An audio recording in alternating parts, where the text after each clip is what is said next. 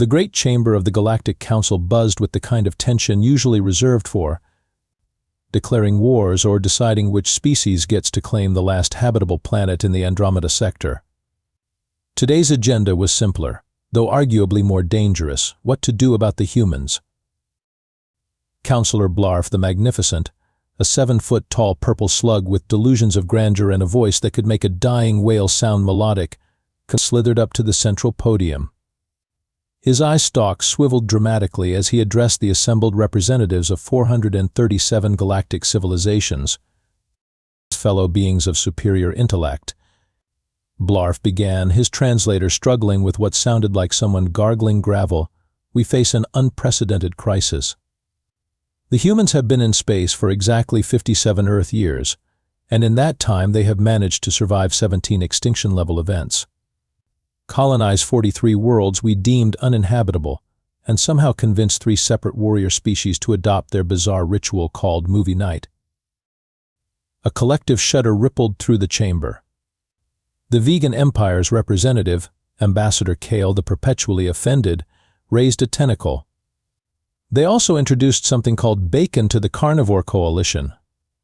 "Do you know how hard it is to maintain a proper invasion when your soldiers keep asking for breakfast breaks?" In the defendant's box, Captain Rex Martinez sat with the kind of casual confidence that comes from having survived everything the universe could throw at him, twice. He was picking his teeth with what appeared to be a fragment of crystallized space whale bone, a souvenir from humanity's latest impossible survival story. "Look," Rex said, not bothering to stand, "if you're upset about the bacon thing, wait until you hear what we did with your sacred warrior poetry. Turns out limericks are way more popular than epic death ballads. Who knew?" Blarf's eye stalks twitched violently. "This is exactly the problem. You take our most cherished traditions and somehow make them better. It's infuriating." The crystalline collective speaker, a being that looked like a disco ball having an existential crisis, chimed in with a sound like wind through a glass factory. "The humans also fixed our quantum resonance chambers. They weren't supposed to be fixable. We specifically designed them to be unfixable to test the worthiness of lesser species. And now they're playing Earth music through the dimensional speakers," added the representative from the Hive Mind Consortium. "Do you have any idea how hard it is to maintain collective consciousness when everyone keeps humming something called Baby Shark?" Rex grinned. "That was Luna's idea. She thought you guys needed to lighten up." Blarf puffed himself up to his full impressive height, which made him look less like a majestic leader and more like an angry eggplant. "Enough. The Council has deliberated, and we have reached a unanimous decision. Humanity will be exiled to Kepler 438 billion, effective immediately." The chamber fell silent except for the sound of several species mentally calculating whether they'd remembered to update their life insurance policies. Rex raised an eyebrow. "Kepler 438 billion? Isn't that the one with the acid rain, carnivorous plants, and gravity that could turn a vegan into pancake batter?" "The very one," Blarf said with obvious satisfaction. "The planet our scientists have dubbed Hell. No species has ever survived there for more than 72 hours. It rains sulfuric acid, the plant life actively hunts sapient beings, and the local predators make our most feared warriors wet themselves in terror." "Sounds like Tuesday," Rex replied, standing and stretching like he was getting ready for a casual jog instead of a death sentence. "When do we ship out?" The casual acceptance clearly wasn't the reaction Blarf had been hoping for. You're not going to beg for mercy? Offer to change your ways? Promise to stop making everything better?" Rex shrugged. "Nah, we've been meaning to expand anyway. Thanks for picking the spot for us. Real thoughtful." As the human delegation was escorted out, Rex turned back with a cheerful wave. "Hey, if you change your minds about this whole exile thing, we'll probably be the ones with the nice cities and decent coffee. Just saying." The great chamber doors slammed shut, leaving behind 437 species with the distinct feeling they'd just made a terrible mistake. 3 months later, the first human transport ships descended through Kepler 438 billion's charming atmosphere of concentrated misery. The acid rain immediately began eating through their outer hulls, while the welcome committee of flying razor beetles tried their best to turn the landing party into human confetti. Rex stepped out of the lead transport wearing what appeared to be a modified hazmat suit and designer sunglasses, because if you're going to die horribly, you might as well look good doing it. Behind him came the most eclectic group of humans ever assembled for a suicide mission. Luna Park, a 5'0" Korean-American tech genius with purple hair and the kind of smile that suggested she found death traps intellectually stimulating, immediately started scanning the environment with equipment that definitely wasn't standard issue. "Oh wow, Rex, check this out. The electromagnetic interference patterns are incredible. It's like the planet's trying to scramble our tech on 17 different frequencies simultaneously." "Is that bad?" asked Sergeant Buck Williams, a man built like a walking refrigerator who'd survived tours on 4 different death worlds and considered anything above absolute zero to be a bit nippy. He was currently being dive-bombed by something that looked like a cross between a pterodactyl and a chainsaw, and he was swatting it away like an annoying fly. "Bad? This is fascinating." Luna ducked as another razor beetle tried to remove her head. "Give me 6 hours and I can probably turn this interference into a planetary communication grid." Dr. Maya Okafor, a brilliant Nigerian biologist who'd made her reputation studying impossible ecosystems, was already kneeling next to a plant that was actively trying to eat her boot. The enzymatic processes here are extraordinary. This little guy's producing acid that could dissolve diamond, but look at the elegant protein structures. It's like evolution took a creativity course and got way too enthusiastic. "Maya," Rex said patiently, "that plant is literally trying to digest your foot." "I know. Isn't it wonderful? The applications for industrial chemistry alone could revolutionize 3 different fields." She gently extracted her boot from what was essentially a biological wood chipper. "We should definitely try to domesticate some of these." Buck, who had now acquired a small army of flying death machines that seemed to think he was either prey or a particularly interesting new tree, nodded approvingly. "At least they're direct about it. Better than politicians." The first day on Hell Planet proceeded about as expected. The humans lost 2 prefab shelters to carnivorous vines, had their water purification system attacked by something Maya immediately dubbed the acid spitters, and discovered that the local wildlife included creatures that could camouflage as rocks until you stepped on them, at which point they became very active rocks with too many teeth. By lunchtime, they'd been attacked by no fewer than 17 different species of local fauna, survived 2 acid rainstorms, and watched Buck somehow convince a pack of 6-legged wolf things to sit and stay by offering them emergency rations. "You know," Rex said, sharing his meal with what Luna had named a stab rabbit after it had tried to perforate his ankle, "this place isn't so bad once you get used to the constant mortal peril." "The mineral composition of the soil is incredible," Maya added, now surrounded by a small collection of plants she was hand-feeding with carefully prepared nutrient solutions. "With the right processing, we could probably grow crops that would make the core worlds weep with envy." Luna looked up from where she was somehow making friends with the electromagnetic interference. "And the crystalline formations in those caves could make computing systems that would put quantum processors to shame. We just need to teach them not to explode when we touch them." "Everything here tries to kill you," Buck observed, scratching behind the ears of what was definitely an apex predator that now seemed to think he was its pack leader. "I like that in a planet. Keeps things simple." As the first hellish day wound down, Rex activated his communication array to send their mandatory status report back to the Council. He looked remarkably cheerful for someone who'd spent the day being personally hunted by an entire planet's worth of hostile wildlife. "Day 1 report to the Galactic Council," he began, grinning at the camera. "Weather's a bit wet, locals are friendly once you get to know them, and the real estate has potential. Oh, and thanks for the heads up about the wildlife. Really adds character to the place. We'll check in again when we're not so busy not dying. Rex out. Ma. In the background, Luna could be heard explaining to something that sounded like a mechanical banshee why trying to liquefy her brain was counterproductive to everyone involved. While Maya was apparently conducting a civilized conversation with a plant that most species would classify as a war crime against biology. Buck just nodded approvingly and started planning where to put the perimeter defenses, assuming they lived long enough to need them. Which, being human, they probably would. 6 months later, what had started as a desperate survival camp had transformed into something that would have made urban planners weep with envy and city designers consider career changes.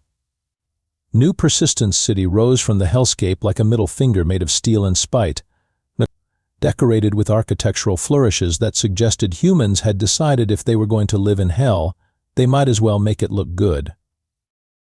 Luna had somehow convinced the planet's murderous ecosystem to cooperate through a combination of technological wizardry and what she called aggressive negotiation.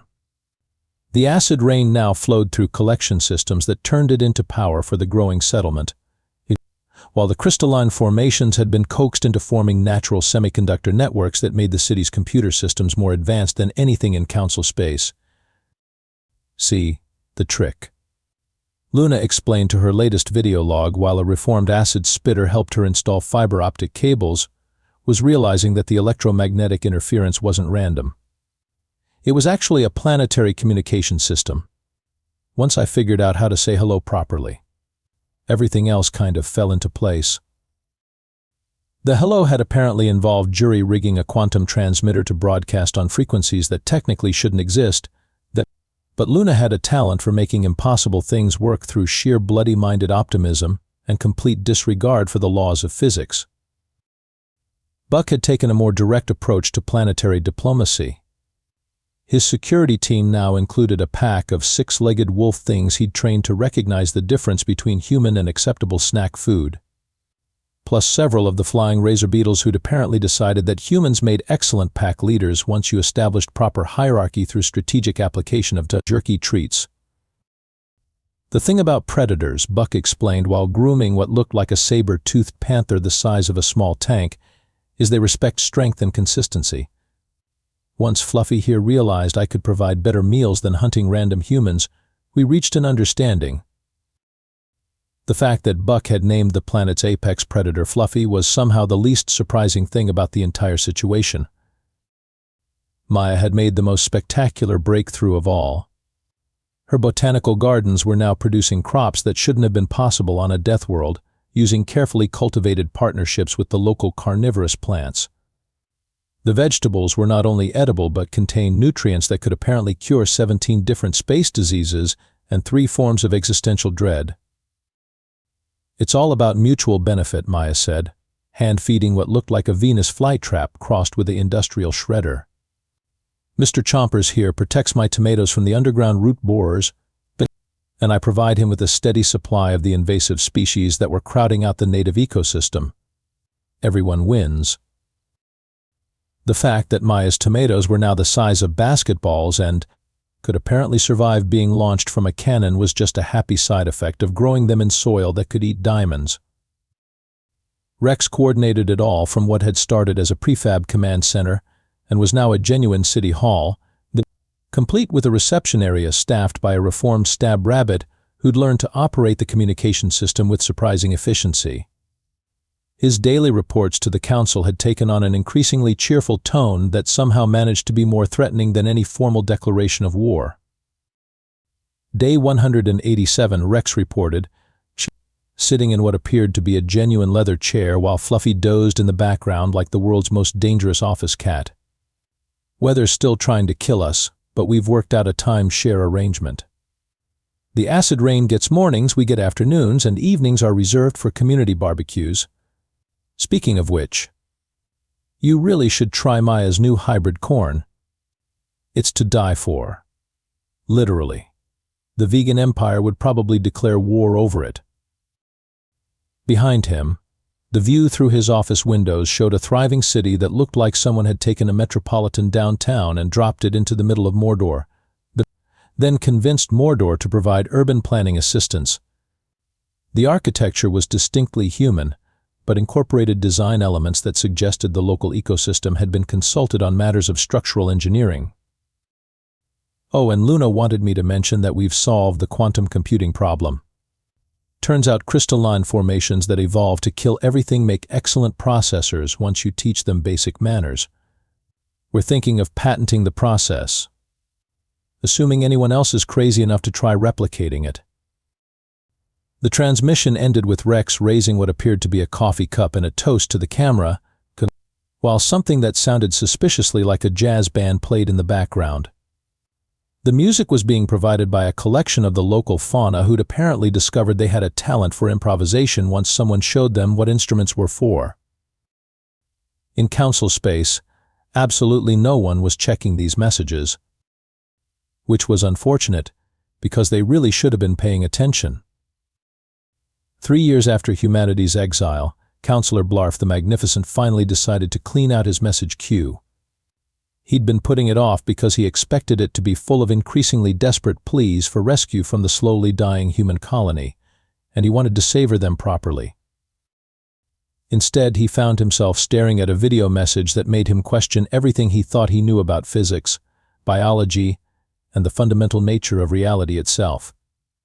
"Greetings from beautiful downtown New Persistence," Rex said cheerfully from what appeared to be a penthouse office with a view that should have been impossible. Through the windows behind him, Blarf could see gleaming towers rising from a landscape that looked like someone had taught hell to be architecturally ambitious. "Hope everyone on the council is doing well. We've been keeping busy." Blarf's eye stalks began to twitch as Rex continued his casual tour of what should have been a mass grave. "As you can see, we've made a few improvements to the neighborhood. Luna's quantum crystalline network has given us communication speeds that are probably violating several universal constants, but in a good way. Maya's agricultural division is producing food that's somehow more nutritious than anything grown in normal soil, and Buck's security team has achieved a 99% reduction in random death rates. Well, for us anyway." The camera panned to show what appeared to be a thriving metropolis complete with parks, recreational facilities, and what looked suspiciously like a shopping district. Flying creatures that Blarf recognized as Greta extinction events were performing what appeared to be aerial ballet over a central plaza where humans were having lunch. "We've also started our export business," Rex continued as the camera returned to his disgustingly healthy face. "Turns out Hell Planet produces some really interesting minerals. The crystalline formations make excellent semiconductors. The carnivorous plants secrete compounds that revolutionize medical technology. And Maya's hybrid crops are apparently the talk of the agricultural universe. Who knew death worlds were so economically viable?" Blarf made a sound like a deflating balloon being strangled by a very angry goose. "Oh, and we've got coffee now," Rex added, raising a steaming mug. Maya figured out how to cross-pollinate the local acid-producing flora with earth coffee beans. The result has a flavor profile that's apparently been causing riots among coffee connoisseurs in 3 different star systems. The caffeine cartel from Rigel 7 has already placed an order for £50,000. The video message continued with what could only be described as a real estate tour of humanity's impossible success. Residential districts where families raised children in houses that should have been death traps. Schools where those children learned alongside domesticated versions of creatures that had names like Throat Ripper and Bone Grinder Supreme. A hospital that was somehow using the planet's hostile ecosystem to cure diseases that had previously been considered terminal. "We've also been getting requests from other species," Rex mentioned casually while petting something that looked like a cross between a dragon and a particularly aggressive cactus. "Apparently word's gotten out about our little terraforming project here. The Impossible Worlds Development Corporation has offered us quite a nice contract to consult on their other uninhabitable planets." Blarf was now making sounds that his own translator couldn't process. "Anyway, thanks again for the planet," Rex concluded. "Really, we can't thank you enough. It's been exactly what we needed. Oh, and if any of the council members want to visit, we've got a lovely bed and breakfast now." The Hellfire Inn has been getting 5-star reviews from the few tourists brave enough to make the trip. The message ended with Rex waving cheerfully, while something that could have eaten a small starship played fetch with what appeared to be a meteorite in the background. Blarf stared at the blank screen for several long minutes, his brain struggling to process what he'd just witnessed. Finally, he activated the emergency council session alarm, a device that hadn't been used since the Great Tentacle incident of 2387. Within hours, representatives from 437 species were gathered in emergency session, all staring at the same impossible video message. They were supposed to die, whispered Ambassador Kale, his usual perpetual offense replaced by what appeared to be existential terror. They were supposed to suffer, added the Crystalline Collective's representative. They were supposed to learn their lesson about being so insufferably successful at everything, Blarf croaked. Instead, humanity had somehow turned their exile into the most successful colonization project in galactic history. And they were sending thank you notes. 2 years later, the full scope of the Council's mistake had become impossible to ignore. What had started as humanity's exile had somehow transformed into the galactic equivalent of giving weapons-grade uranium to someone who just wanted to improve their garden. The first sign that things had gone catastrophically wrong was when the Rigel Mining Consortium put in a formal request for human consultation on their impossible extraction projects. Within 6 months, human teams were successfully mining asteroids that had previously been classified as approach at your own risk of immediate vaporization. Luna Park had apparently decided that if one hell planet was good, a whole collection would be better. Her terraform consulting company, Hell Yeah Solutions, was now booked solid for the next decade with projects that made council engineers wake up in cold sweats. She'd somehow convinced 3 different species to let humans attempt colonization of worlds that had been written off as uninhabitable death traps with artistic pretensions. The trick. Inarring. Luna explained in an interview that was broadcast across 17 star systems, is understanding that hostile environments aren't bugs. They're features. Take the lava world we're working on in the Proxima system. Everyone sees rivers of molten rock and thinks deadly obstacle.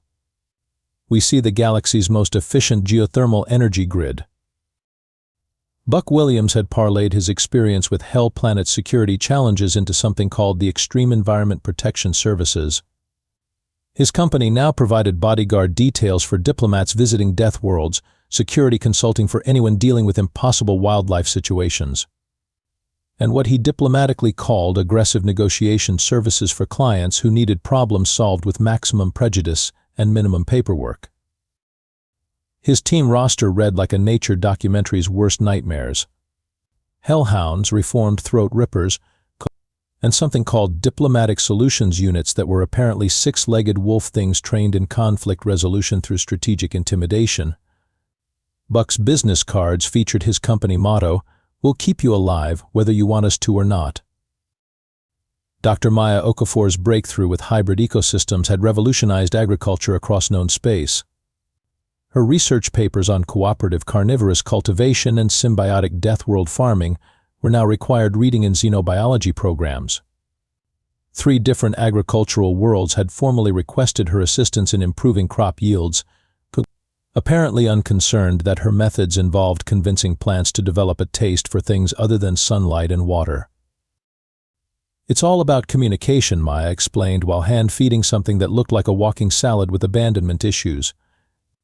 "Once you establish trust with your agricultural partners, they're really quite reasonable about dietary modifications. Mr. Leafy here has completely given up eating sentient beings in favor of a specialized mineral supplement program." But it was Rex who had orchestrated humanity's most impressive achievement. They'd accidentally become the galaxy's go-to problem solvers. When the vegan empire's core agricultural world started experiencing mysterious technical difficulties, they'd somehow found themselves hiring human consultants to fix problems that definitely hadn't been caused by human sabotage, no matter what the insurance investigators claimed. "We're just here to help," Rex insisted with the kind of innocent expression that made experienced diplomats start checking their valuables. If your quantum terraforming systems happen to work better after we've looked at them, well, that's just good engineering. The Galactic Trade Commission had quietly reclassified Hell Planet from exiled destination to major economic hub after human exports started affecting market prices across 3 dozen systems. Their crystalline semiconductors were revolutionizing communication technology, their hybrid crops were ending food shortages, and their tourism industry was booming among species with a taste for extreme vacation destinations. Visit Hell today. Read the advertisements that were now running on communication networks across civilized space, where every day is an adventure and not dying. Luxury accommodations, gourmet cuisine made from ingredients that used to eat people, and wildlife experiences you'll never forget, assuming you survive them. The Council had tried to maintain some dignity by ignoring the situation, but that became impossible when humanity started mediating disputes between other species. Their success rate was impressive, partly because their negotiating table was located on a planet that could kill everyone present if they didn't reach agreement, and partly because Rex had developed what he called motivational diplomacy. It's amazing how reasonable people become, Rex noted, when the alternative is explaining to their constituents why they couldn't solve a simple trade dispute while sitting next to a domesticated apocalypse beast. The final straw came when the core world started experiencing what could only be described as infrastructure improvements that definitely weren't being performed by human beings. Technical teams who definitely hadn't infiltrated secured systems just to make everything work better. Counselor Blarf found himself staring at reports that made his translator give up and start playing what sounded like dirges instead of attempting translation. The humans hadn't just survived their exile. They'd turned it into the foundation of a galactic empire built on the simple principle that if something was trying to kill you, you should probably try to make friends with it first. And somehow, impossibly, it was working. 5 years after humanity's exile to Hell, the Great Chamber of the Galactic Council hosted what would later be remembered as either the most humiliating diplomatic surrender in galactic history or the most elegant example of species-level trolling ever achieved. Rex Martinez entered wearing a Hawaiian shirt that somehow managed to look both casual and diplomatically appropriate, carrying a coffee cup that steamed with what appeared to be liquid ambition, and followed by an entourage that included a reformed hellhound wearing a service animal vest and a small potted plant that everyone very carefully didn't ask about. The assembled representatives of 437 galactic civilizations watched with the kind of horrified fascination usually reserved for natural disasters or really spectacular military defeats as Rex took his place at the speaker's podium with the casual confidence of someone who'd accidentally conquered half the known universe while trying to set up a decent neighborhood. "Thanks for finally getting back to us," Rex began cheerfully, his words carrying clearly through the chamber's acoustics. "I was starting to think you'd forgotten we existed." Which would have been awkward, considering we've been handling about 60% of your interstellar commerce for the past 2 years. Counselor Blarf the Magnificent, who had developed what his physician described as a stress-related transparency disorder that made him look like a depressed jellyfish, managed to activate his translator. The Council recognizes that certain miscalculations may have occurred regarding humanity's exile. Miscalculations, Rex repeated thoughtfully, taking a sip of his coffee while the hellhound settled down beside him with the patient air of a professional who'd seen this routine before. That's one way to put it. Luna calls it the galaxy's most expensive motivational program. Maya prefers unintentional species optimization. Buck just says you gave us the best training ground in known space. The truth was undeniable, even to species with a talent for creative self-deception. Humanity's exile to Hell had transformed them from a minor annoyance into the most influential species in the galaxy. Their terraform consulting business was booked solid for the next century. Their agricultural innovations were feeding worlds that had been facing famine. Their security services were keeping peace in star systems that had been at war for generations. "We have prepared," Blarf continued with visible effort, "a formal apology for the Council's previous actions, but along with an invitation for humanity to resume a full membership in galactic civilization. Rex nodded politely while behind him, through the chamber's main viewing port, 3 human transport ships could be seen docking with the Council station.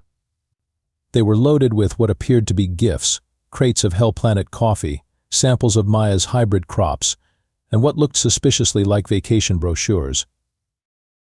"That's very thoughtful," Rex said. "Though I should mention that we've been pretty busy lately. Did you know there are 17 species in the Outer Rim dealing with impossible terraforming challenges? Luna's got teams working on solutions that should make those worlds not just habitable, but actually pleasant to live on. Turns out when you spend 5 years learning how to make friends with a planet that's actively trying to murder you, regular terraform work becomes remarkably straightforward." The Council chamber filled with the sound of 437 species simultaneously realizing they'd created a monster. Not a destructive monster, which would have been manageable, but something far worse, a helpful monster that made everyone else look incompetent by comparison. "We would welcome humanity's guidance," Blarf managed, his eye stalks drooping with defeat, "in matters of galactic development." "Oh, we're already on it," Rex replied with a grin that suggested he'd been waiting years for this conversation. "In fact, we've been meaning to talk to you about expanding our operations. See, we've identified 43 more worlds in Council space that are classified as uninhabitable death traps, and we think they have real potential." The collective shudder that ran through the chamber registered on seismic equipment 3 levels down. "Thanks to your original suggestion about Hell Planet, we've developed quite a talent for this sort of thing. Give us 5 years and we can turn any nightmare world into a vacation destination. Well, a vacation destination for people who consider mortal peril a recreational activity. But that's a surprisingly large market demographic." Rex finished his coffee and stood, the hellhound rising smoothly beside him. "So here's what we're thinking. We'll take formal membership in the Council, mostly so we can streamline the paperwork for our expansion projects. In return, you get the most effective problem-solving species in galactic history, plus really excellent coffee." He paused at the chamber's exit, turning back with an expression of pure innocence. "Oh, and Counselor Blarf, thanks again for the planet. Best thing that ever happened to us. We've been thinking about putting up a monument to commemorate the occasion. Maybe something like thank you, Galactic Council, for teaching us that home is where the heart is. Even if that heart has to be armored against acid rain and carnivorous plant life." As the chamber doors closed behind him, Rex's voice echoed one final time, "We'll send you the design plans. I think you're really going to love what Maya has in mind for the landscaping." In the silence that followed, 437 species contemplated the dawning reality of a galaxy where humanity's idea of a nice neighborhood included active volcanoes, carnivorous ecosystems, and weather patterns that doubled as weapons of mass destruction. And somehow, against all logic and reason, they were going to have to learn to live with the fact that it was working. Hell had never looked so much like home.